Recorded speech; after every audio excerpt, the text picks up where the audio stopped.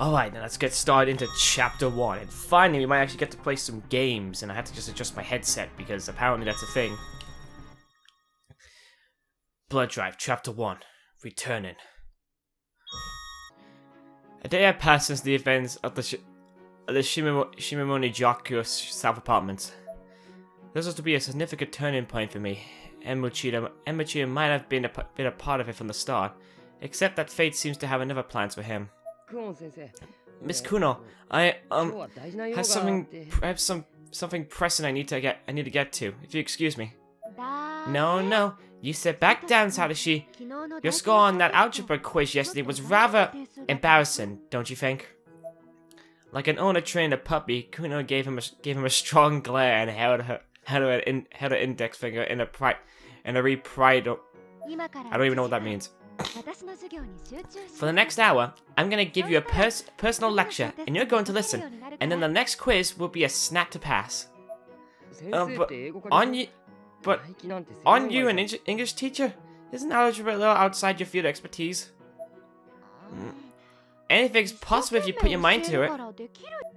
She seems a little taken back by that remark, puffing her chest out, puffing her cheeks like a chipmunk in protest. Protest? Oh, protest. Oh, but Miss Kuno, it's startling how alike she and Miss Yui are. I'm sorry. Looking both bemused and guilty, Mochida tried to get up and leave his seat in one swift movement, but was quickly and easy caught, lifted up, and forcibly sat back down. Miss Kuno was smiling, and she was actually enjoying this.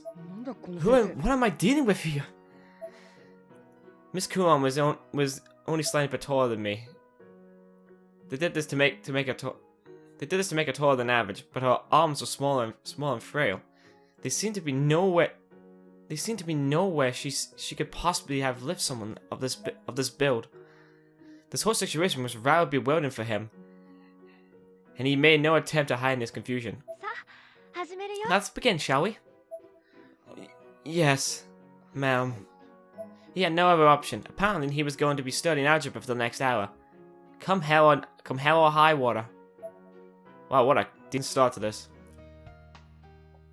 Meanwhile, at a local cafe near school, Kishinuma and I were sitting down to speak with Aikonawa, the informant who led my friends to the previous night.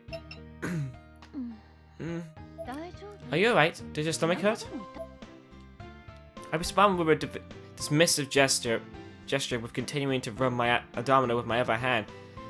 Ever since the previous night, I had this constant, unbearable urge to pee. What the hell was wrong with me? I mean, I know I got really scared and I hyperventilated, but can that affect my body like this? Did it change something in me? My bladder feels like it's fit to burst. So where shall we begin? Aiko tilted her head and stared at me, looking up and down, seemingly judging my every mannerism and every movement. It was making me feel really self-conscious. I curved my abdomen with both hands as if guarding it from her gaze. Thank you very much for your help yesterday. Think nothing of it. I only regret that your friend couldn't get to you sooner.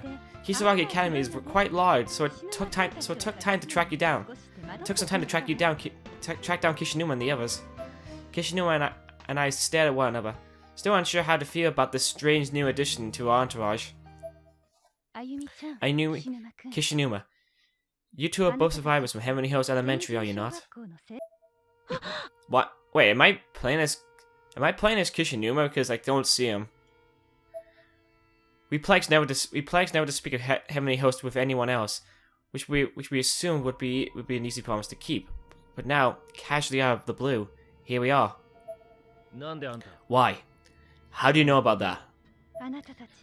Well, you've been touched by the afterlife. The ever after, when people come into contact with the beyond, the color of their auras change to something otherworldly, something I can see. Oh great, so she literally is a spiritual medium. She can actually tell that there's something wrong with them. Both Kishinuma and I were speechless. I just sat there and staring at my palm, subconsciously trying to see my aura. I guess Aiko was smiling at us triumphantly. You said you were an intelligence agent, was it? For the supernatural? And you're a fan of Naho's? That's correct. I'm the one who tipped her off about the Heavenly Hills Elementary, in fact. Oh, it's your fault. You're the one that did this. The true source of deaths and subsequent erasures that had turned our lives into a living nightmare was the Shichiku Ever After ritual posted on Naho's occult blog. I've been a fan of Naho's for quite some time, so when I saw that, I knew I had to try it out with my friends from class 2-9, and as a result, half of those friends were now gone. I suppose you're aware that Naho was involved in the supernatural investigations on behalf of one Mr. Kibiki, no? I am, and I know she hasn't been since posting information on the Shichiku Ever After. Wait, does she not remember? That can't be possible. My business is of a similar nature. I gather data from spiritual hotspots and other supernatural locales, and sell that data to my clients for a fair profit. Not always money, mind you. Sometimes I'll do my dirty work in exchange for a particular spirit item that piques my interest. It all depends on who I'm dealing with. It's entirely give and take.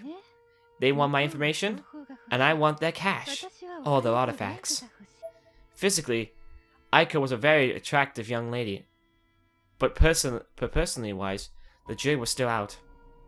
Her words were calculated and emotionless. Her true intentions were a mystery. One could call me an information dealer, but I prefer intelligence agent, and Naho was a good customer. My information on Heavenly Hills proved to be her last purchase. However, at the time, Naho was single-mindedly excited about Mr. Kibiki's work. She believed he could qualify for some award with the information I found for her. Say, could you tell me, was Naho there in that other world you found yourself trapped in?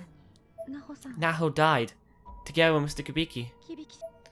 I looked down as I answered. Despite everything she's done, the memory of Naho's passing was still painful for me. Painful? Painful. Sorry, but I don't see what's exactly painful about this, considering the fact that she literally tricked everyone. Sorry, I don't feel sympathy for Naho at all. She'd become one of the Heavenly Host's lost souls and gone completely berserk. In the end, I was the one who finished her off. I see. I assumed as much. Aiko seemed completely unaffected by this revelation. Her tone remained even, and her expression cold and distant. Honestly, I had about enough of her by this point. She was devoid of empathy. It was almost offensive. I was genuinely starting to get pissed off. And you're okay with that? Do I feel sorry for her? Don't get me wrong. I had a strong feeling things would end this way. There's no point in laminating that for which I was fully prepared. Kishinuma continued to stare intently at Aiko with his own brand of cold, emotionless eyes. He was oddly quiet, though his anger and palpable. I clenched my fist. What about this girl? I believe she performed the ritual alongside Naho. Did you see her there as well? Oh. So yeah, remember when I said that I don't really think that Book of Shadows was actually a big thing in story-wise? Maybe now I can see why it maybe is a little bit bigger in story-wise, because it adds a bit of plot things here and there. But again, it's still not exactly adding much to the story, it's just adding a bit more information that we already didn't know. I could show a picture of a girl, Sakuya Oye. No, I can't say I've ever met her. I see. Aiko's expression was so unflaunting. You could carve it in stone. I couldn't take it anymore. I had to say something. If you're calling Naho your customer, I don't think you can really say you were a friend. My voice was breaking with rage, but even if that hadn't been the case, my face must have read like a book. The icy bitch may have had only one expression, but I sure didn't. Oh my, do you have something against that word? When I deal with my customers, I give them a guarantee of utmost quality, and I dedicate myself to their satisfaction. It's an unbreakable bond of trust, like one would have for a partner. That's not always something you can say about friendship now, isn't it? That's... I had no idea what to say. It seemed like Aiko was used to this sort of thing. Her response felt carefully rehearsed, like a sales pitch. Finally, Kishinuma broke his silence. Hey! I do want to thank you for helping us save Shinozaki yesterday, really. But spreading dangerous information just to pay the bills? How the hell can you sleep at night? Information is just information. It's harmless on its own. There's no good or bad. It's like a tool. It's up to receipt and how it's used. Anything can be harmful in wrong hands. After all, why, that cup over there could be used to kill a man just as easy as any knife. The hell it could? That's bullshit and you know it. Ayumi, do you agree? Aiko, I'm sorry, but I hate the way you think. I feel it's irresponsible. Her expression remained calm and collected overall, but her eyes blinked several times in rapid successions.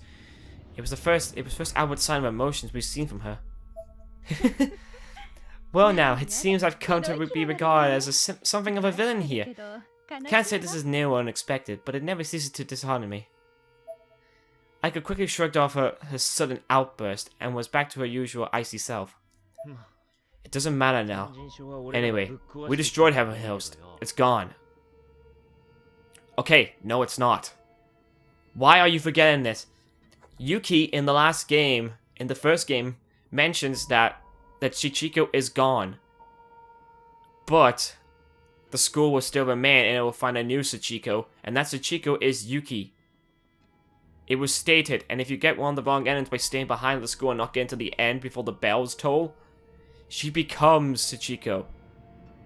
This is information that that she mentions really about the time you're about to run away from the school. God, if you're not going to be concise with your story, it really just pisses me off. An awkward tension filled the room, or at least our table.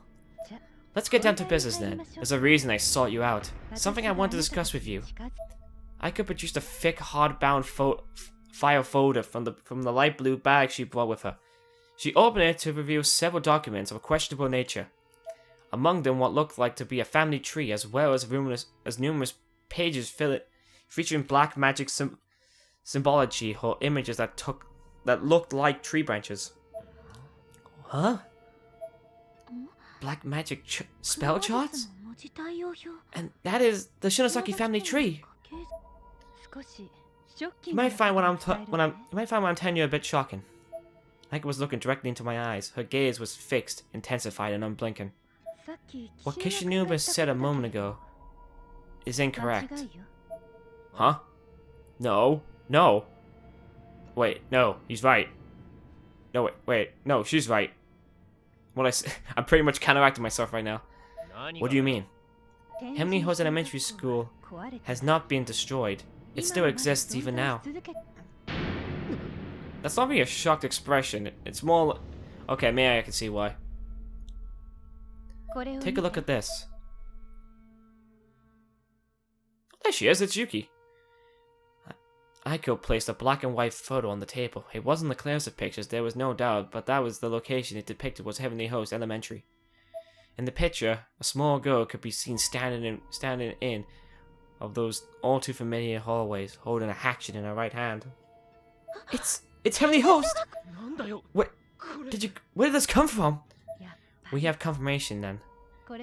It's a photogram. I've taken it. I didn't have the power to produce a clearer image, but this is the current state within Heavenly Host. Yeah, Yuki's carrying around a hatchet. I don't understand. What am I looking at? I can't even describe what was going through my head at the moment. I felt like I was about to burst. Aiko, however, remained calm as ever while recounting her story. Let's start at the beginning. First, the red-black box from yesterday. After some time, I was able to open it, and found these spirit items contained within. The box I found Makina's futon. Inside were apparently two stones resembling Magatama, comma-shaped ceremonial objects from the Japanese antiquity. Also included in the box were several more roughly hued stones, as well as a line along the edges consistent of crumpled pieces of thin white paper. Unfortunately, most of the box's contents were broken or damaged. This pair, however, was still fully intact. Oh, it's the thing. It's the thing. It's the blood drive. It's the thing that we... Oh, god damn it. I went past it again. Shit. They looked on... So we went too far. Damn it. I really wish I didn't. Also included in the box were several more... this is the containers for sure. They looked almost like a demented version of yin and yang symbols. Puzzle pieces that were clearly built to be slotted together. Aiko now held one stone in each hand, and was motioning towards one another as if to drive that point home.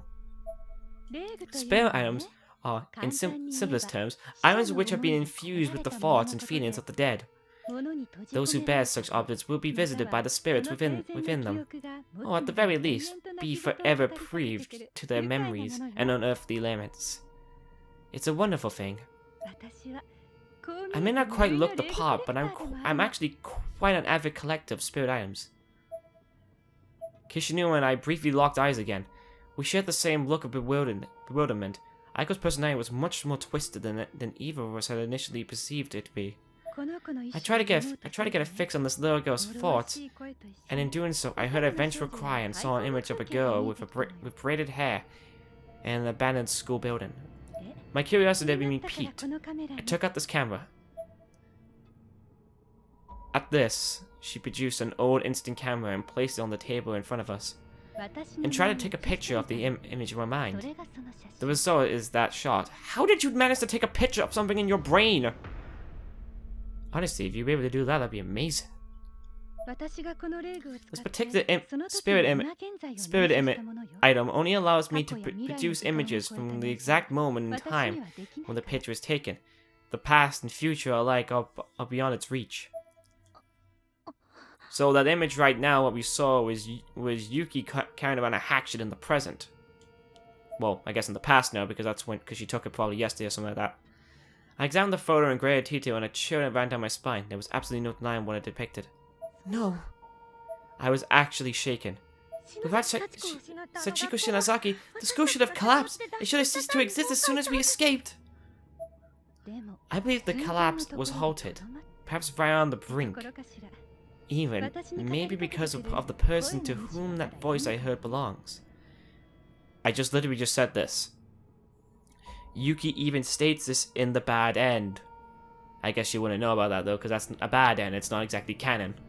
But now I guess it is, technically now. Aiko motioned towards the photo in my hand.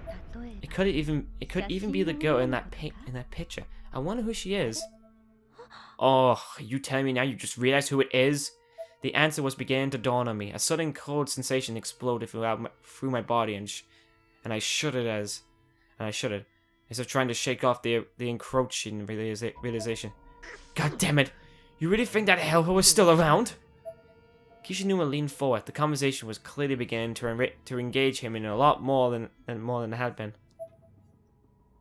Heavenly Host Elementary, or rather the dimensional school that took on the form of Heavenly Host Elementary, fascinated me from the moment I introduced it to Naho.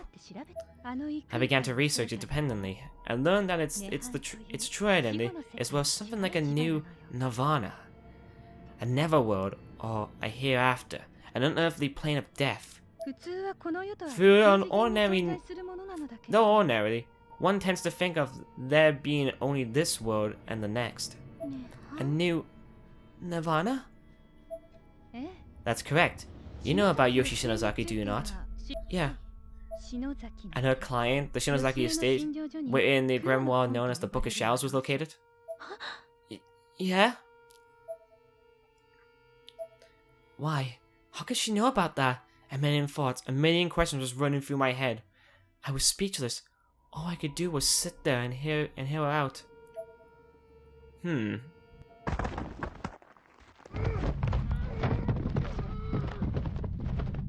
this is different. What the hell's going on here? It was like a muffled scream. Or a moan. A moan? Yeah, I figured out to do the hide and text thing again. The sound you make when you want to make a sound, but they're barely able to.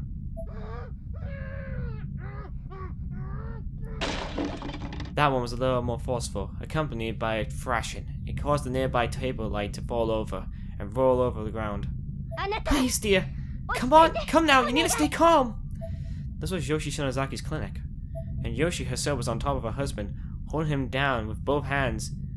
She continued her a Shinto purification chant to prevent Saiji from biting off his own tongue.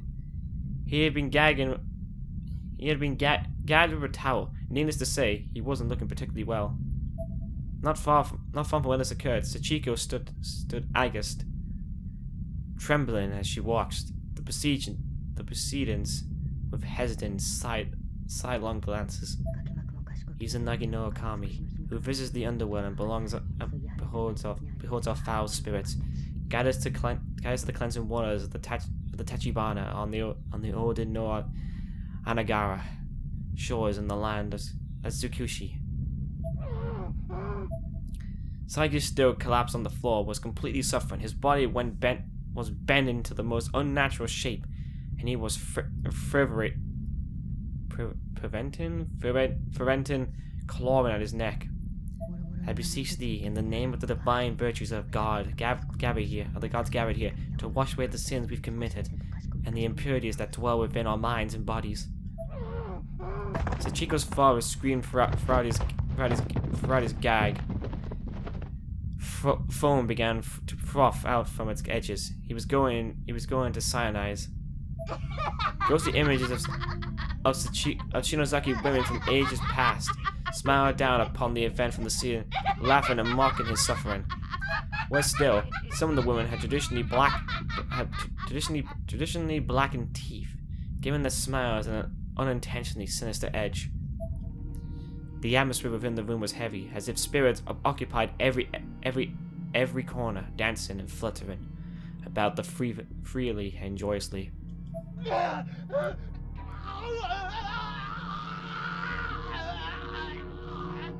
I think this was actually mentioned in the Book of Shadows, actually, when I think about it. I think it was mentioned that sometimes, though, that the husbands actually would suffer from this, though. The key would be, I think, though, because I feel like I may have missed some information. I might need to look back at it. Saiji's body sharply bent and began convulsing. Come into this world, monotonous. Okami o Hanaden, dear, stay with me, dear! Mio no matter. Rita, I beg of you, please do not take him! Her great-grandmother, Sira, the head of the Shinozaki family, was among the blackened teeth women, laughing joyously at Saiji's suffering. Daddy! Daddy! God, that's creepy. His voice began to weaken, and his convulsions began to lose strength. Finally, the last spark of life had left his body. His eyes rolled back into his head, and all movement ceased. Daddy? Why aren't you breathing? Sachiko looked up. Eyes glazed over with tears. Yoshi, too, was stricken with grief and despair. This is what it means to be a Shinozaki, to be part of the cursed bloodline. All men who marry in are guaranteed to die quickly. Not even Yoshi could circumvent that fate. She turned to the forbidden book, an item she and her family had been protecting for generations from those who might misuse it. The grimoire, the Book of Shadows. The Book of Shadows! To lose a loved one was a fate that she feared more than anything else. So she tried to offset it through black magic. It was an act of truly absurd foolishness. She must have cared for him so deeply she would have literally done anything to see him again, no matter the cost to her own immortal soul. Aiko stared deeply into my eyes, seemingly fishing for a reaction to her tale. But then, what happened next was almost beyond belief. I continued listening, unknowingly stroking the wounds on my thighs and unpleasant memories of my own foolish run-in with black magic resurfaced. Well, it's your own goddamn fault. You went fucking crazy again and thought, oh, you know what? We'll bring back the person who have died.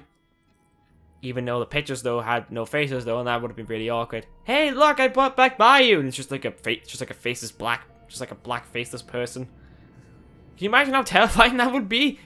Like she comes into like Mayu comes into school with no face in, and everyone's just staring at her. God, that sounds really fucking terrifying. The Shinozaki bloodline that flowed through Yoshi's veins was even more powerful than anyone could have known. Its energy spawned something much different than what Yoshi intended. By which, of course, I mean... I instantly knew what she was going to say. It spawned Heavenly Host in it. From that book, she created a new Nirvana.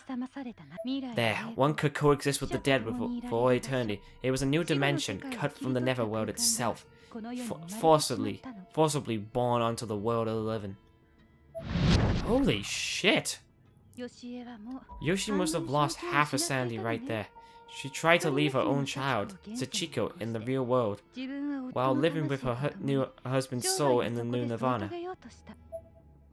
The land of corpses. However, this Nirvana had a mind of its own. Yoshi couldn't possibly control it, Shinozaki or not. I knew that all too well. Just like Yoshi, I experienced my own tragic failure with the black magic at Shinozaki Clinic. Black magic has its own blowback of sorts. Her husband's soul was split apart and was scattered in all directions, and Yoshi's life too was on the verge of being snuffed out. She knew she made a mistake. She deeply regretted it, and as she took what she could have only assumed to be a dying breath, her sole daughter Sachiko, in possession of nearly limitless spiritual potential, absorbed the entirety of this new Nirvana into her body. Wow, wasn't expecting that. So literally, the only way to save this, to make sure that she didn't lose her mother, was to absorb that Nirvana.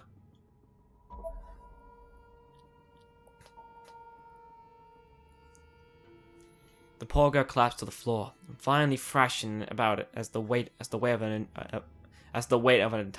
entire dimension crushed her from the inside. This action had saved her mother's life, certainly, but death would have surely been preferable. Picking herself up, Yoshi rushed to her daughter's side in tears. Sachiko! Why? Mommy! Don't die, Mommy! Both parent and child were bawling, pain mixing with relief mixing with pain again. The little girl buried her face into Yoshi's bosom and just cried and cried. Yoshi grasped her tightly in both arms, tears streaming down her face uncontrollably. By this point, Sachiko's body had begun producing a dark blue aura. I'm sorry, Sachi. I'm so sorry. Mommy was wrong. Mommy has you. So from now on, Mommy will never leave you. She'll never even think of leaving you again. So sad. And as you know, Sachiko is a direct descendant of the Shinozaki line, a thoroughbred. This means her power is greater than Yoshi's. It had to be, of course, for her to house an entire dimension within her body.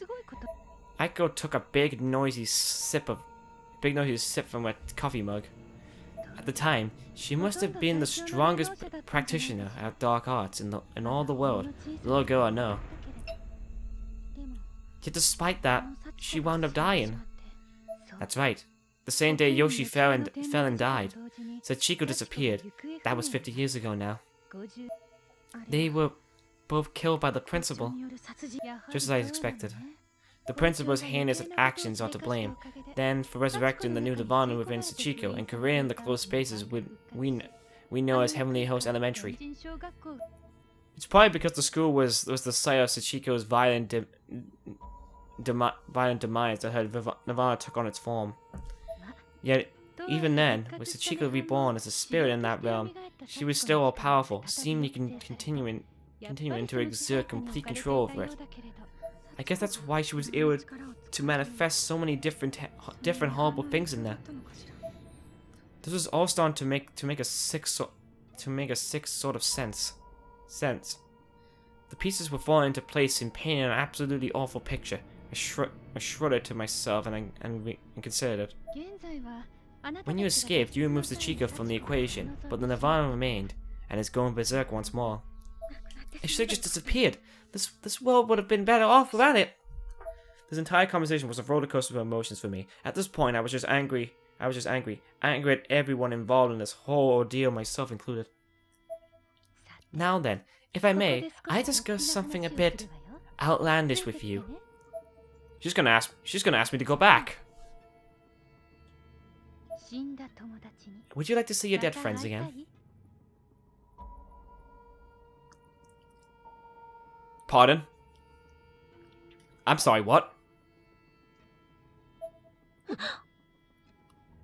That suddenly got our attention. We both perked our heads up immediately. Spirits that have died in the Nirvana are said to roam its grounds, trapped and unable to find rest. As such, your friend's souls may still exist on that plane. There are actually a number of useful items listed in the Book of Shadows. Aside from the spell Yoshi used to create the new Nirvana, there's also a spell of revival. But they tried that already. It didn't work.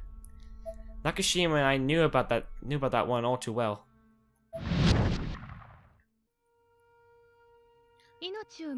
Forcibly returning a life to this planet is, of course, a dreadful taboo, as it is considered an affront to the will of God by virtually all religious organizations. Huh? Kishinuma seemed a bit more confused than he probably should have been, though I expected the look on my face may have had something to do with that. I performed that spell, the very one Aiko was describing. It took hours, failed miserably, and killed my sister. All at once, the guilt returned. I lowered my head somberly. Aiko grinned at me, and had this sinking suspicion it was because she somehow knew what I was thinking. Though I couldn't be sure, and I certainly didn't know how she would. Still, who cares about bullshit like that, right? You can be blasphemous. You can break every commandment. Bring it on. You do whatever it takes to resurrect your dead friends, no? All you have to do is find that book and cast the spell once more within Heavenly Host Elementary. Your chance of success would be much higher there, don't you think? Hold on. Don't you have any idea what you're saying? What happens if things get worse? I didn't exactly mean to interrupt Kishinuma, but honestly, I didn't even realize what he was talking. I was too focused on what Aiko had just said. You know about it, don't you? Our failure attempt at Yoshi's place, me and Nakashima. Aiko tilted her head at me. That wide smile creeping across her face. She'd gone from cold emotions to no one inexpressive in a mere instant. We really believed what was happening to us. It was like a dream. What we saw was impossible. What we experienced was impossible. I thought I was going insane. It shouldn't have been possible. We shouldn't have done it. I wanted to put all this behind me. But it was real. Aiko pointed to the scar on my neck. Then went one step further and lightly brushed it with her hand. I could feel that touch deep within my soul. I suddenly found myself swallowing my next breath, practically choking on thin air. See, you came into contact with something ordinary people could never even imagine. Do you really think you can just turn tail and run from that? I looked down again, trying my best to avoid Aiko's gaze. Do you really think I can do it? When I started crying, started crying, I raised my head again, intent up upon looking deep into Aiko's eyes as she answered my question. But she looked so blurry from my tears. I could tell though, she was smiling at me. It was the same expression her new Stana. I'm not quite sure what you're talking about. Could you be more specific? Can I really? Yes. What is it? I want to hear hear you say it. What exactly is that you wish to accomplish? Can I bring everyone back? Nicely done. Aiko patted my head, as one might a dog after a successfully performed trick. What the Grimoire produces are miracles, spawned from the wisdom of the witches, and these miracles hold the power to bend fate, even if that fate is set in stone, so to speak. You are the descendant of the House of Shinozaki, a family of immensely powerful practitioners of magic, and since Hino is no longer with us, this is something only you can do. My confidence was being bolstered by the minute, though in retrospect, that was likely Aiko's aim. Nonetheless, if there was still something I can do for my friends. But wait! I didn't even know where the Book of Shadows is anymore! Plus, you're no longer able to travel to the Heavenly Host by the way of the Sachiko in the Ever After ritual. Wait, what? It's the Sachiko. I thought it was called the Sachiko Ever After ritual, not the Sachiko in the Ever After. Oh wait, yeah, I got changed actually. Never mind. Ritual. Now that Sachiko is gone, correct? Yeah, that's right. That's what Yuki said anyway. Yuki Kano, a girl from the school. Aiko once again placed the bluish-white Magatama stone from the box in either hand. This time fitting together. No, not quite the way they were supposed to be interlocked. That's where these come in. What are these? They house an exceptional amount of spiritual energy, as one would expect, given that the spiritual item is from the Shinozaki line. The voice I heard told me about them. They're called Ever After Stones. Okay, so Ever After Stones, so like the main thing that transports between the school. Okay, that's fair enough, okay. I can only think of one problem with this whole plan. If the idea is to bring back everyone, okay, is there a possibility that not only will we be bringing back everyone, but it could be a possibility we would bring back other people, like Yuya. Ever After Stones? I leaned forward despite myself.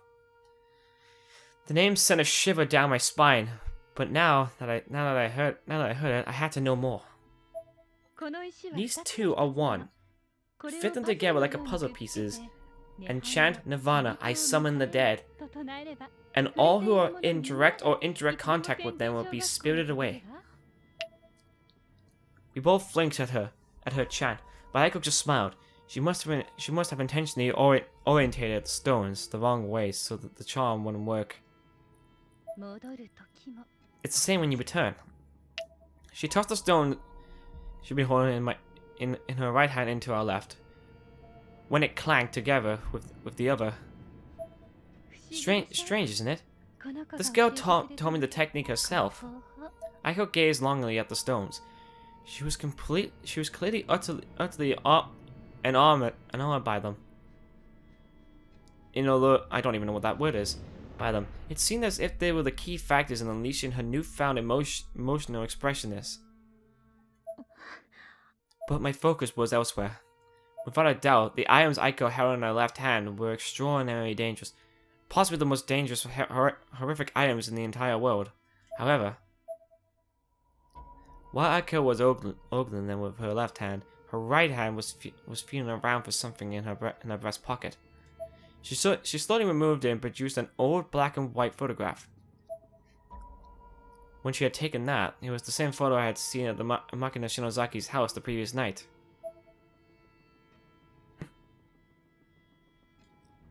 It depicted young Yoshi alongside her mother and Makina. When Yoshi was in her teens, she adored her and Makina, and would have often go over to her place for visit. The Shinozaki family were famous for their spiritual abilities, and this was when it all started. The surviving elder of the Yadagori society felt it was too dangerous to leave these islands with the Matabasu. The Matubas. So he came here intending to steal the Book of Shadows away from them. But he thought it would have been even more dangerous for the book and stones to remain together. So while he gave the book to Yoshi for safekeeping, he gave the stones to Makina. Yugawari Society. Matubas. I never heard of those terms before at all. And then there was that damned Book of Shadows again. Why did they have to keep bringing that, keep coming up? You removed Sachiko Shinozaki from that school, and in doing so, you created the perfect storm of opportunity. The two-way travel to and from that dimension is now possible. It's no longer a one-way road, a new spiritual hotspot. Something not of this world has been born. She thrusted the Everstones towards me triumphantly and continued to make her pitch, growing more excited by the second. I was legitimately speechless. What can I say? Don't you see? That place is a gold mine. People can no longer claim the world of spirits is fake, or that spiritual investigators like myself are lying. It's all different now. Occult research can be legalized. Legalized, whatever. I'm even considering bringing people to that cursed dimension on a tour if I can, to make a little extra cash. Are you insane? Kishinuma and I both reacted to this preposterous suggestion with a start. She couldn't possibly be serious, could she? I've deleted the proxy doll data from Naho's blog, so no one will be able to jump that way anymore. Only I possess the means to enter that place now. What could she possibly have been thinking? I wanted to stop her at once. I wanted to take those stones and break them right there on the spot before anyone else got hurt. But when I begin conducting these tours, however, I want to make customers safe at safety at my top priority. And you seek your friend's spirits, do you not? While reinvestigating that dimension could help you reach that goal, our destinations are the same, Ayumi. Aiko leaned in as she spoke. Her breath, scented with the sugary sweetness of the extravagant desserts we've been eating, tickling my nose. So what do you say? Let's go back to Heavenly Host together. One more time, shall we? I really want to conduct tours using the paper dolls, but missed my chance. Now though, I have these lovely stones. I feel this must be fate, and I can make a business of it. Aiko seemed like she was on top of the world, and that just made me all the more disgusted with her. So how about it? On the other hand, she was offering me a chance to save our lost friends, and however remote that chance may have been, it stacked the odds frustratingly in her favor. I still couldn't just say yes, but I also couldn't say no. Honestly, I resented Aiko for putting me in this position. I glared at her for a moment before I said anything. I can't answer that right now. Give me some time to think it over. Yeah, I'm just as surprised as you are, Yoshiki. I almost forgot Kishinuma was there. Sudden waves of guilt washed over me. He had an absolutely incredulous look on his face. I couldn't bear to see it, so I looked away. We don't know what the Book of Shadows is, anyway. Plus, how do we know these stones can actually do what you say they can? There's no way you could have possibly tried, right? Aiko smiled. She oriented the two stones so that they fit perfectly, so they formed a perfect yin-yang symbol, and slung them together once again. Immediately the stones began glowing with a bluish-white hue, and a stream of energy started to form around her. You gotta be kidding me! Aiko continued smiling and looked directly into my eyes. No need to decide now. Think it over. Yes, it's true, the full range of these stones' power has yet to be tested, so that true danger is yet of an underestimated. She slowly separated the two stones as she said this, and the energy surrounding her dissipated. But they're from the home of Makina Shinozaki, a prominent branch of the Shinozaki tree. The authenticity and the credibility of my intelligence is hard to dispute.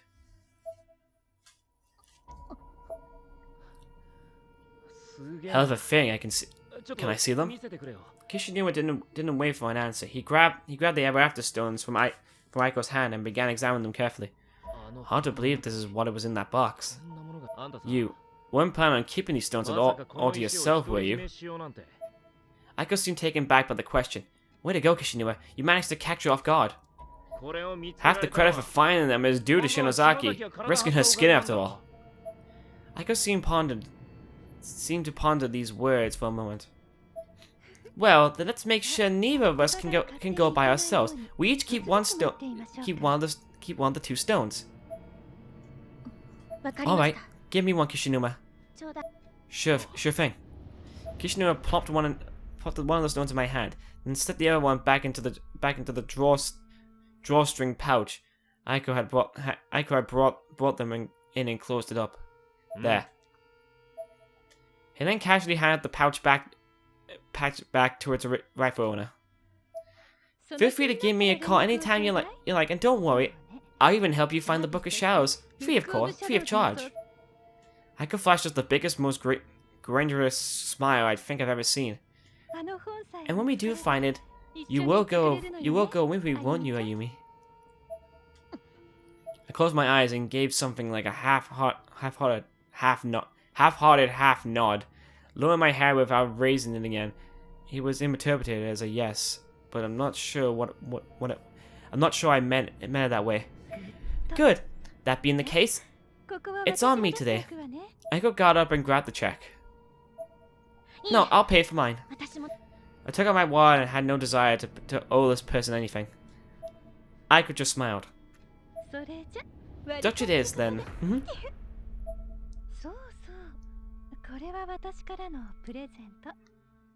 Sorry about that, I was just doing something. Oh yes, I almost forgot. I'd like you to have this. Aiko handed her photogram to me. Now, it's not gonna bite you. I'm not asking any money for it. So please, just take it with my blessing.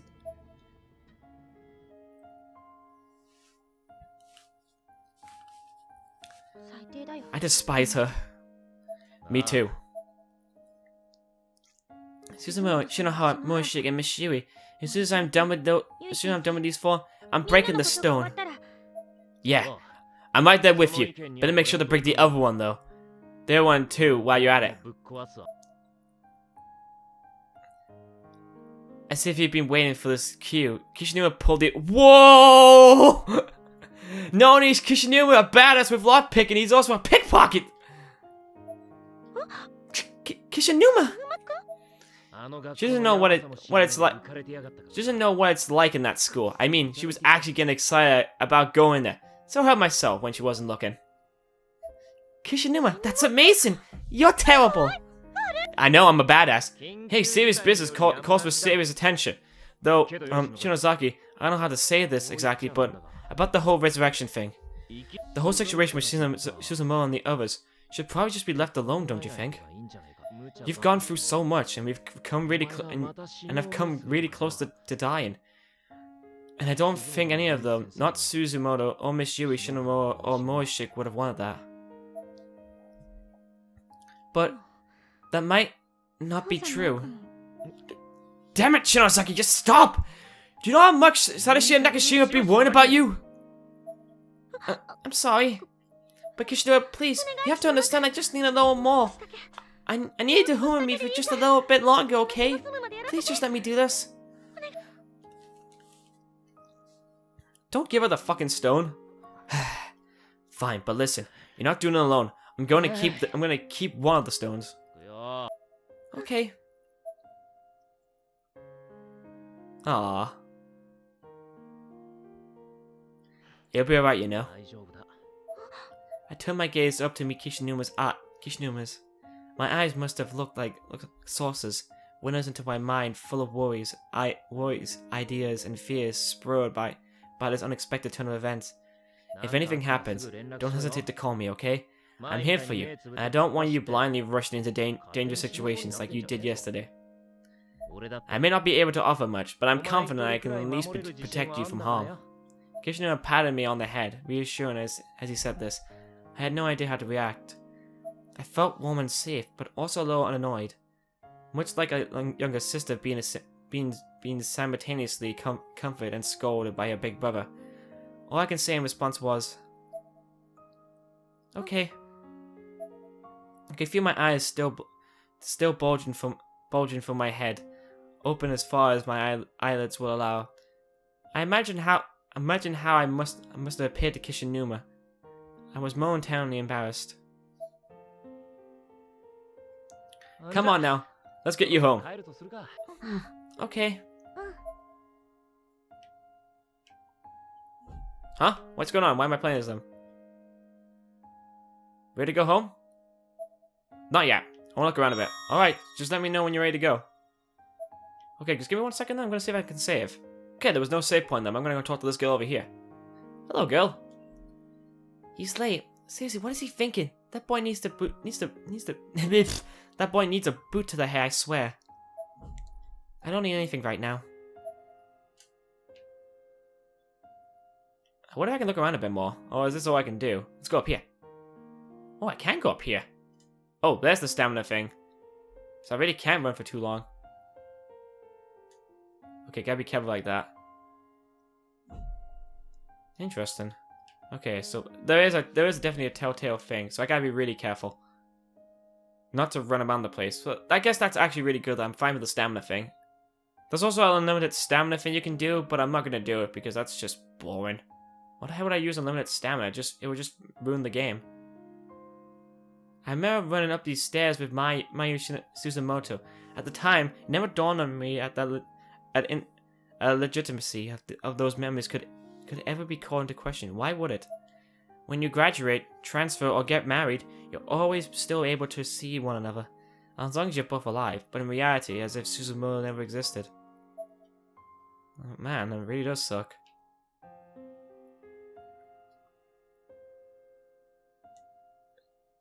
Yeah, I like how there's a... What's this? Where are all the people? The streets seem unusually quiet. Is it just because of the late hour? Huh. That could be it. Or it could be technical issues where they couldn't have more people on the street.